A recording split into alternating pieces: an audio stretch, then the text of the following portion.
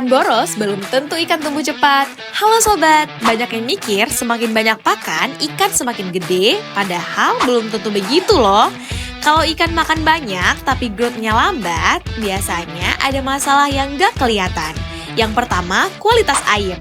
Air jelek bisa bikin ikan stres. Kalau ikan stres, makan akan tetap lahap, tapi nutrisinya gak maksimal untuk pertumbuhan. Satu lagi nih yang kedua, oksigen rendah. Ikan yang kekurangan oksigen bakal lemes dan metabolismenya turun.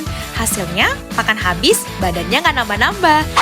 Nah yang paling sering nih sobat, kasih pakan kebanyakan, sisa pakan numpuk di dasar kolam, air cepat rusak, amonia naik, ujung-ujungnya ikan malah susah berkembang nih.